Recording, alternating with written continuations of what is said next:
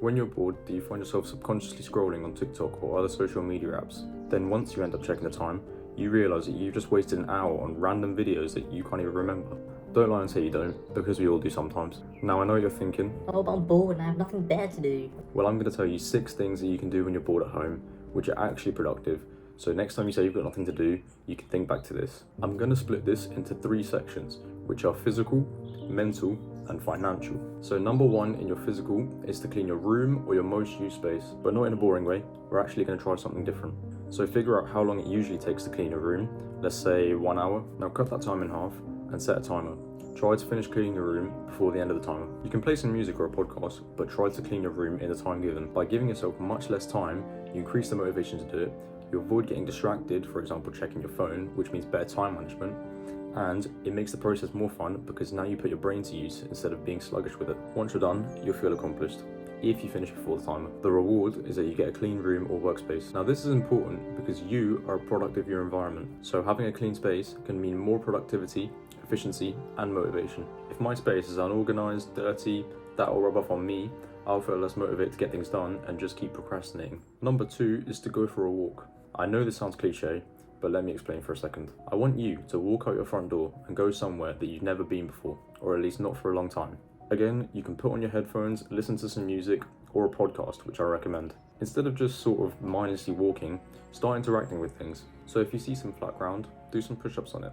If you see a bar, do some pull-ups. If you see something you like the look of, take a picture of it. Really try to embrace the environment around you, and I guarantee you'll feel 10 times better when you get back. By doing this, you're getting some physical activity in, you're getting some fresh air and some sunlight if there is any, you're boosting your creativity, you might even end up talking to some people on the way.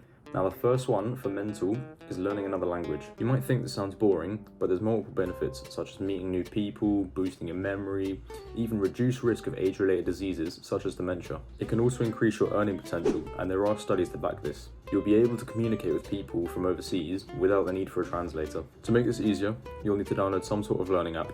I recommend Duolingo. The second thing you should do is pin the app somewhere which can easily be seen, ideally before social media apps. You can do this on iPhones by adding it to the dock at the bottom. Set a goal to learn this language for 10 minutes a day and reward yourself with something more enjoyable like 10 minutes on social media. The next one is to get into the habit of reading books. Some of you may already do this, but I truly believe that reading is extremely beneficial. You can choose fiction or non-fiction, but I recommend non-fiction as you tend to learn more. A non-fiction book is essentially a lifetime worth of knowledge, compacted into 200 or 300 pages, and all it takes is a few hours to read. But don't try to read too fast, otherwise you won't absorb any of the information. It's quality over quantity. If you don't enjoy reading, you're not just going to sit down and read.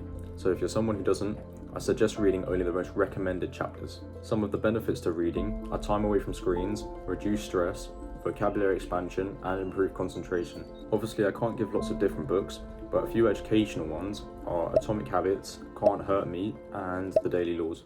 On to financial, the first one is to sell unwanted items. I can guarantee you have multiple things you barely or never use lying around your house. If you don't want them, you can make some quick, easy cash just by selling them. Most of those things will lose value over time, so it's best to sell them ASAP. I want you to learn how to take more professional looking pictures and write better descriptions, which will benefit you as skills in other areas. By doing this, you learn some level of sales and marketing, which is the most versatile yet important skill because everything that you buy and consume has been marketed and sold to you. You also earn a bit of easy money. You can use apps such as eBay, Depop, Vinted, because all of these now have no selling fees on clothes. And then for anything else, use eBay or Facebook Marketplace. The last one is to learn a profitable skill. This can be anything such as editing, writing, coding. The broader it is, the bigger your target audience and therefore the demand. Nowadays, a lot of us spend too much time consuming content when we could be creating it. In the modern day, you can learn a lot of these things for free online as long as you look in the right places. Obviously, the more time spent learning it, the better you'll be and the less competition you'll have. And you never know, that skill could soon become your hobby, your passion, or your career. So next time you're bored, pull this video out and try a few of these things. And if you want more tips like this, click the video that should be on screen now.